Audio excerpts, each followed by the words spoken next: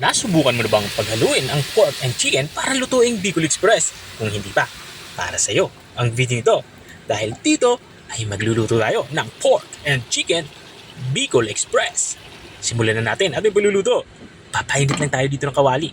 Kapag uminit na, lagyan na natin ito ng konting mantika. At kapag uminit ng mantika, magsimula tayong magisa.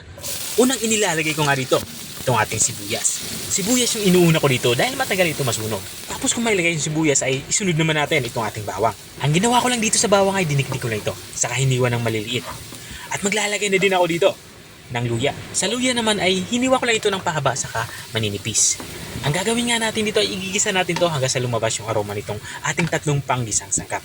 At kapag ganito na itsura niya nalanta na ito at lumabas na yung aroma, ay ilagay na natin ang ating karneng baboy. Pork belly nga yung aking ginagamit dito. Pero pwede naman kayo gumamit dito ng ibang parte katulad ng kasi. At dito nga sa parte nito, ilalagay ko na din itong ating karning manok. Iwa ko lang itong ating karning manok sa tamang laki, yung pang serving size. Ang gagawin natin dito ay igigisa natin to o isasangkot siya natin to hanggang sa magkulay light brown ang kulay nito katulad na nakikita nyo. At kapag ganito na itsura niya, maglalagay na tayo ng mapampalasa. Unang inilalagay ko nga dito, itong ating black pepper powder. Maglalagay na din ako dito ng alamang. Sa alamang naman yung ginagamit ko dito, yung nakaprocess na. Pero pwede kayo gumamit dito ng sariwa. At dito sa parte ito, ilalagay ko na yung ating gata. 400 ml nga na gata yung aking inilalagay dito.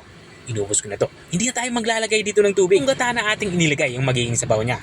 At matapos ko nga ito mahalo ay tatakpan na natin to. Papakuluin natin to ng mga 45 minutes o hanggang sa lumambot itong ating karne niluluto.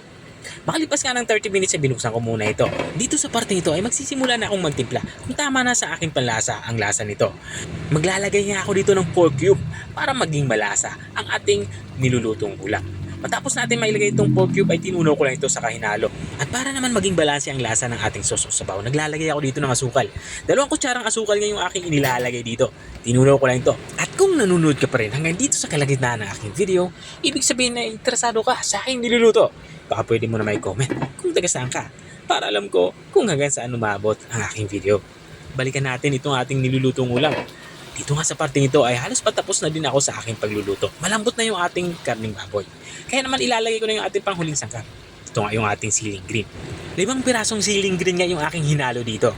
Pero ito naman ay depende sa inyo kung gaano kalakas yung tolerance nyo sa anghang. Naglagay din ako dito ng 1 pirasong siling pula. Haluin lang natin to para pantay-pantay yung lasa ng ating nilulutong ulam. At dito nga ay pwede na natin to i-serve. Ito na nga yung ating pork and chicken Bicol Express. Kung nakarating ka hanggang dito sa dulo ng aking video, maraming salamat sa panunood. At kung nagustuhan mo naman yung bago nating recipe binahagi, baka pwede mo naman to i-share. O siya, hanggang dito na lang ako. Kita-kita ulit sa mga susunod kong mga videos. Paalam! Bye-bye!